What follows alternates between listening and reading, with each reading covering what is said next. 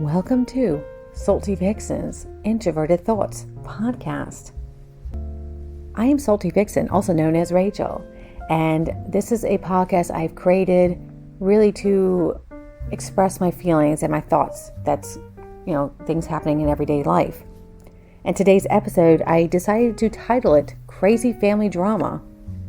Yes, we all get that. It happens all the time. And the worst part of it is, at least now in 2024 and beyond, most of the family drama is on social media. And the question is, why? Why do people have to argue? Why do people have to be angry? Why do people need to cause stress? Why can't people talk instead of getting angry? Or as my great-grandmother would say, why make a mountain out of a molehill? That's my Appalachian side. So the podcast today was talking about something that happened over the weekend. So I'm going to backtrack. I have a true crime podcast titled Rose Plovey, The Unsolved Murder. And I got the idea many, many, many years ago when I was 19. I'm 44 now. And the idea of a podcast was far from my mind. At the time when my great uncle Wally Cressy told me about the rumors of a murder in the family, my reaction at the time was, whoa, that's so cool. I mean, I was 19. Not cool like that's a good thing. It was more like, whoa, my family is not boring. And now I was curious. And I asked him, what do you know about that? He says, honestly, I don't know anything. Whenever my mother, which is, for me, it's my great-grandmother, so his mother, would talk about Tipil, or we know him as Philip Plovey, the family would talk in the Dutch language. So unfortunately, as a result, my great-grandmother, her children did not learn the Dutch language. They knew a few words, like the cuss words, Ulivaper, for example, which means dumbass, for example. Dank u, thank you. Sinterklaas kompuja, gooi wat in mijn schoentje, gooi wat in mijn laarzen, dank u Sinterklaas. I don't know if I said that right, but thank you Santa Claus. I was saying that. It's a melody. Anyway, I learned a lot of the Dutch language on my own when I lived in Belgium in 2004 when I was doing an internship, also to follow my family history out of curiosity where I came from. And so, yeah, I've had a big interest, and in conversations with my great uncle Wally before he had passed, he said that not many people are interested in family history like I am. And I asked him, well, if I discover the truth of the story, because nobody believed in the family that people had done it, would you want to know? He says, no, I don't really want to know. And then he said, if you discover the truth and the truth means he didn't do it, write the book, tell the story, clear his name. And he told me that his mother, my great-grandmother, wanted to do that. And so did my third great uncle. And this is where the drama kicks in. His name is Henry Plovey. And so I've been researching off and on for many years. And of course, with Ancestry.com, I reconnected with family members I did not know I had. And that's what's great about it. So this certain individual who happens to be a cousin, we exchanged emails and we chatted for a little bit and very, cordial and stuff. And she would send me some photos. A lot of the photos I already had from my great uncle Wally. I remember one of the photos was a wedding of her relative and my third great uncle, which I had that copy. But me being nice and she's older, I just said, hey, thank you so much. Very kind of you. It's really cool to see him. I mean, rude people would have been like, hey, I already got that. Why are you sending it to me? Of course I'm not going to do that. It's not nice to be rude.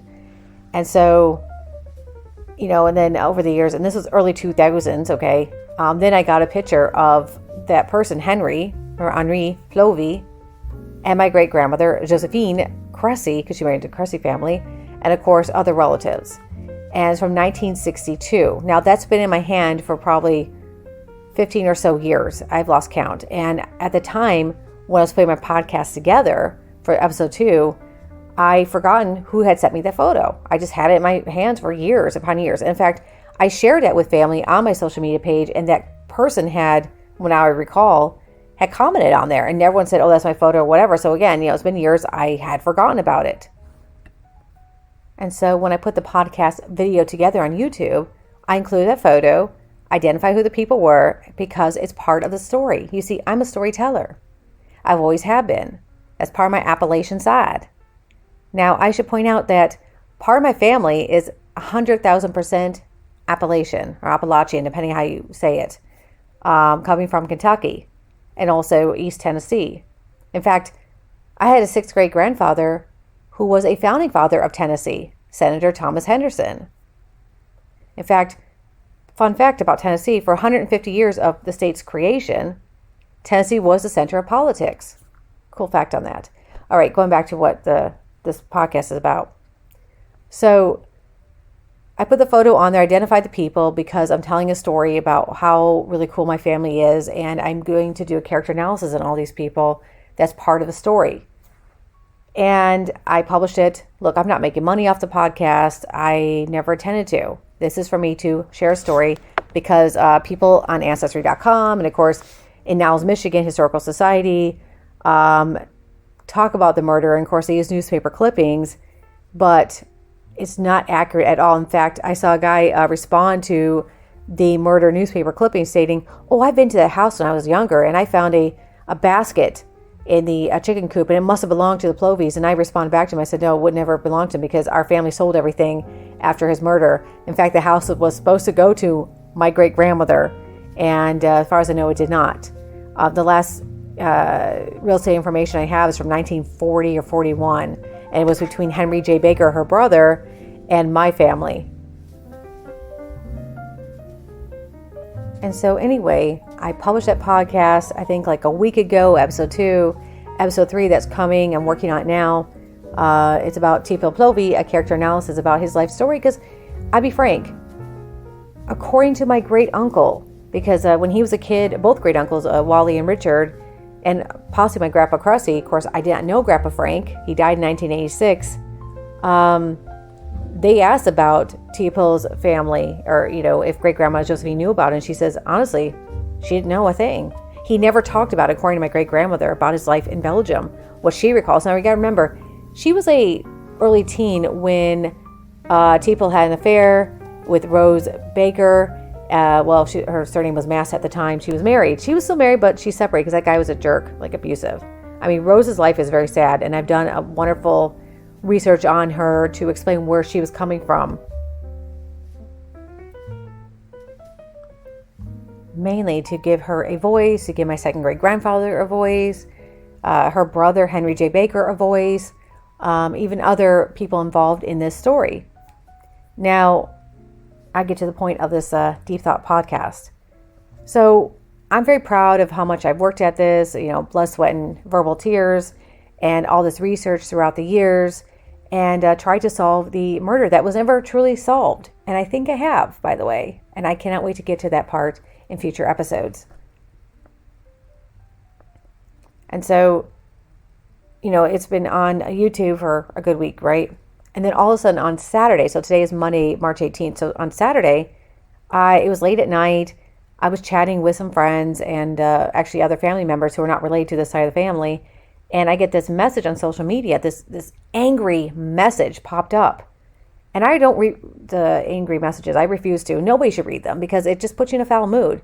But what I saw on there, what popped up was, and by the way, she wrote like almost like a chapter worth of a paragraph. It was very long. But the only thing I recall from that, because I refused to read the rest, was that photo of my grandfather is copyrighted. I mean, she was just angry talking. I'm thinking, what is her issue? And so I'm talking to my friends, I'm talking to other family members, and we're like, what is going on here? And so we're looking up, legalities about, copyright laws. And then I wrote an article on my website, saltyvixenstories.com, talking about the copyright laws for old family photos, because I figure, well, if I'm researching that, I figure other people might be in the same boat as I am. And so, yeah, she claimed copyright on something, and I realized maybe she did not recall that she had given me that picture, a copy of it, many, many, many years ago. And at the time, like I said earlier in the podcast, I did not recall who sent it to me because it's been so long. And so I found it I guess her approach was kind of crazy. She should have been, logical, like, hey, that picture is mine, or where'd you get that picture from? Just in a kind way. And I would have responded, oh my goodness, let me look it up, because I save everything. And if I'd done a deep, search on that, I'd be like, oh my gosh, you gave it to me. And of course, a logical response would say, could you give me, copyright, just put my name in there. That way, the ownership of the photo. And I've been like, hey, that's cool. I would definitely do that. And that's it. But people are just so angry all the time. And I think she made such an assumption that I think she forgot that my third great uncle, her grandfather, that my family, although obviously I didn't know him, he died many years before I was born, but my family was very close with him. Very close. So close that when my second great grandfather deserted the family to, divorce my second great grandmother, Marie Tiebert, and marry Rose Baker, he didn't see his kids for, I think what my great grandmother said in the newspaper, for 9 years. So they were together for 12 years. 2.5 years was the affair. Yeah. And by the way, I wanted to point out, from my research, of course, but affairs were quite common back in the day. And generally, women just turned a side eye. They go in their gossiping, lunch-ons or play cards or whatever to talk about, oh my God, my husband is having an affair with this hussy or whatever. And generally, the affairs don't last a lifetime. Sometimes they did, but generally they did not. And they generally did not divorce to marry that mistress, especially when one has a really good job. But in my case, Teapel he was incredibly depressed because he had coming from very poor West Flanders, Belgium, Azizila. I don't say that sound right. His parents died when he was young. His uncle became guardian. Meanwhile, his older siblings were already in America. He was abused mentally and verbally by his uncle because my second great grandfather, who was like me, pretty much like most of my family members, or a good majority, introverted. And introverted people are, not thought of in a positive way, to be honest. I had to read old newspaper articles to get an idea, like in the 1800s and early 1900s, about introverted people, because there were studies. And we are considered weak, and closed off, which is true. We don't like drama. And so, that's why this has been, wonderfully researched, and how much I had a great interest, because I noticed similarities and traits in our family, and I traced it back to him, and it makes sense. And so, anyways, the point is, he, had a house built, the first one in the family to own a property in Detroit, to have a huge home built. I mean, it was a big house, no longer there now. I think a bagel factory was built. I think that's now a parking lot. Unfortunately, a lot of those beautiful old homes are gone. And, he felt like he's got to do his very best and be better to everyone else. And it's that drive. I have the same drive. And when Detroit Creamery took over, and I think tuberculosis was kind of high, because I think I read neighborhoods one street over were quarantined because of whatever sickness was going on, and they blamed tainted milk, which was quite common. You had to follow the codes, which he was a code follower. And, that depression went on, of course, went to an affair, which unfortunately, even in modern era, the digital world, affairs do happen. It's now known as sexting affairs. A lot of them don't get physical. A good amount may go that route, but majority do not. They just stay in the sexting world, and hopefully that, according to a guy that says be discreet about it, expecting a woman to delete all the chats, and when a woman's like, nope, why would I do that? I don't know you from Adam to Eve. I don't know if you're lying to me, but I'm going to keep receipts. And then when crap hits the fan, the man will lie and say, oh, I didn't do that. That person's crazy. And then when they realize that person saved everything, well, they're in trouble. And the woman is very scorned, by the way, for the lies. I'm just, not saying from an experience or anything. I promise I would stay discreet about anything that would happen, in lives. Anyway, that's another story, perhaps for another time. Haha. And the reality happens to a lot of people. In fact, I was thinking about it on social media several years ago. A guy that I think he went to my high school. I didn't know him, and he was going through a rough patch. And I think his wife or girlfriend or whatever was cheating on him with the best friend, and then she had some other dudes, and he just wrote this whole paragraph because he was, not in the right spot. And could you imagine? And I feel bad for him too, and it's wrong. Like, why do people cheat, right? And then I thought about it, like, if this was Edwardian era or like Victorian era, or even like, before the internet, could you imagine if there was internet back then? And, like I say, my family, people is cheating on my second great grandmother, Mary, and she went to Facebook and posted that. Like, you know how many women would have been on there posting about the affairs their husbands are doing? A heck of a lot, because you will not be surprised that you listening to this has an ancestor, many ancestors, that the men are cheating. Women were not allowed to cheat. And fun fact on that, when a man deserts their wife, and they have single, now their women are single and they got kids to take care of, there wasn't much options for jobs. You could have been a housekeeper, a maid perhaps, a laundromat, a cleaner, which my second great grandmother was, or be part of the red light district, which today is the OnlyFans of the world today.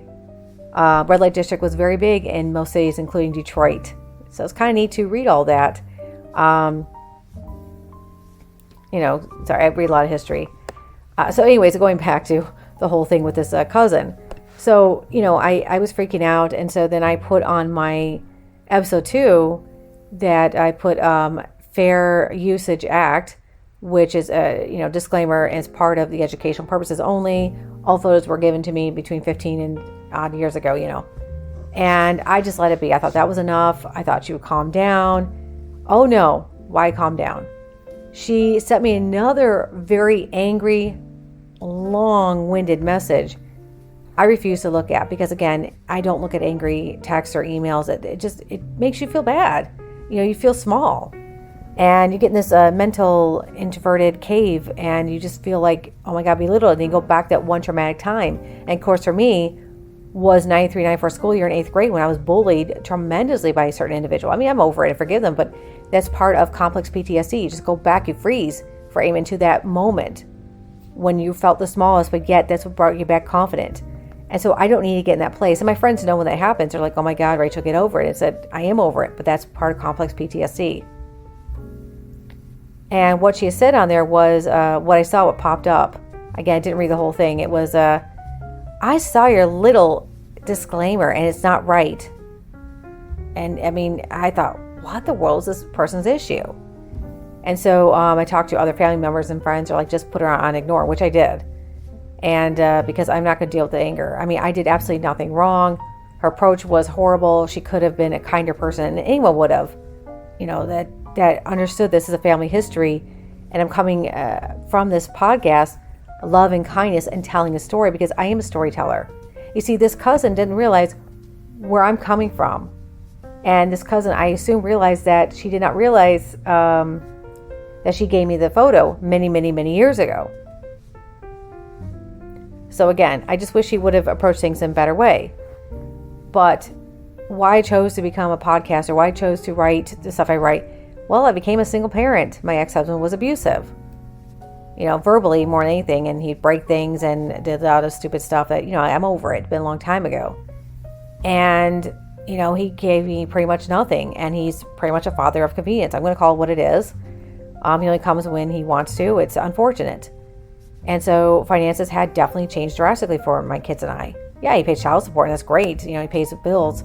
But apart from that, I had to figure out what to do to balance being a full-time mom, take the kids back and forth to, school and back, and to their sports, and be there every single practice, and keep house, and which, by the way, my enemy's laundry. I mean, laundry's evil to do, let's be honest, And with the grocery prices going up, is making it incredibly hard for single parents to survive on, getting healthier foods. Coupons are crap, And so I started writing, erotica was the first thing I did. And then now I'm expanding to my True Crimes podcast. Now I'm adding this one because we all have introverted thoughts. And, I'm proud of what I've accomplished. And by the way, my erotica writing came from a bad situation many years ago. And that individual helped me find my voice. And I'm so proud of that. And I want to thank them, because it has nothing to do with anybody. It's me, a strong, beautiful, and amazing woman. So anyway, with that said, I put that podcast on private, and about 2 a.m, I just, re-uploaded a new one without that picture in there, because I can't deal with this woman's anger. And of course, this morning, she's no longer my friend on social media. She blocked me or unfriended me or whatever. I'm like, okay, well, that was odd, considering we're blood-related, relatives that we never met. I tried to, meet when I was in Michigan, and that person refused many years ago. And that's fine, because we're strangers. But it is unfortunate that that certain individual, who, by the way, did not know much about the murder family, I'm the one that told most of the information. She went from maybe knew a little clips of it. I've done so much research, and it's fine. And I'm willing to share. That's why I'm doing this podcast, to share it with people and to correct history. That's something I love to do. And I have other ideas for, my podcast as time goes on. True crime with other family stories with different, relatives. My Appalachian side. I have an Appalachian accent when I want to, because I was raised by the Appalachian side. And, finally thing I want to say is, about her grandfather, also known as my third great uncle. I don't really think she knew how close my side of the family was with him. And I might have said it earlier. If I did not, I'll repeat this small section. Henry Plovier, or Henri, my grandmother Jean Cressy, she married into the family. She knew him as Henri. She comes from a Dutch background, by the way. So she didn't know the Dutch language, but she knew the pronunciation. But for American purposes, we say Henry. Just like Theophil, people couldn't pronounce it. They call him Philip. It's just easier. So, with that said, she knew Henry very well. He went to the wedding of my grandma Jean and Frank Cressy's wedding. He helped raise my great grandmother and her two brothers, which is Josephine, Henri, and Leonard. And, he was there with my second great grandmother. In fact, they were like brother and sister closer than they were with Theophil, especially when he deserted, because, Theophil did not, keep contact. I don't think he really paid child support, from my understanding, from stories I was told. And, even when my grandparents had separated, Henry had helped watch my dad and uncle. In fact, when my uncle was still alive, he told me stories that he remembered vividly about Henry.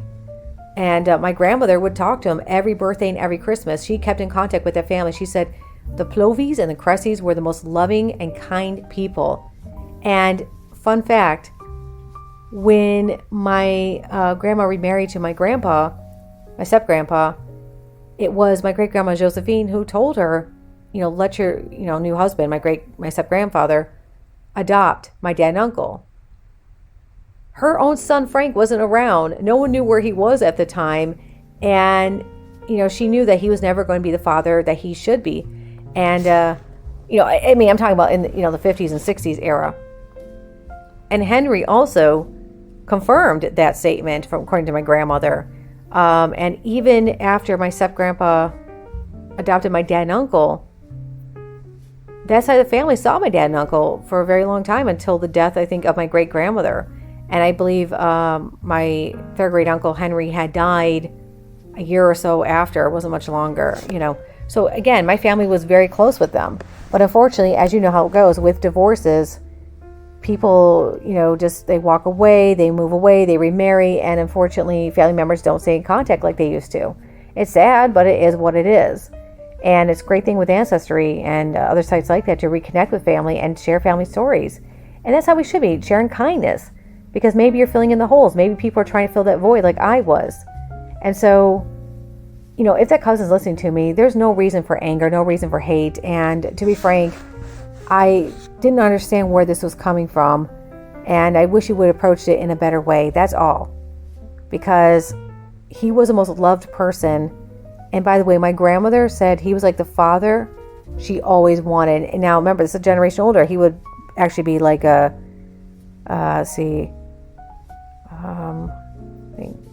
grandfather.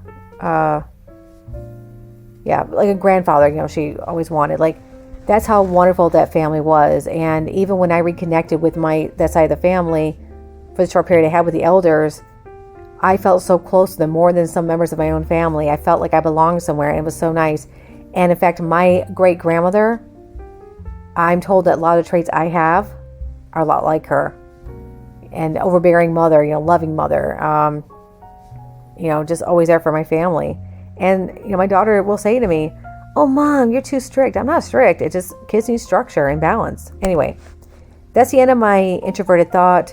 I apologize if it's long-winded. That's just how I am. And I will see what to do with other topics that, it's in my deep thought mind. And this, was stressful. stress is over with. I upload a new video, like I said, and it unfortunately restarts accounts, but I don't have a ton of people listening to the podcast now, and maybe in the future there will be. But the thing is, I'm putting it out there to correct history. All right, have a wonderful day. Goodbye.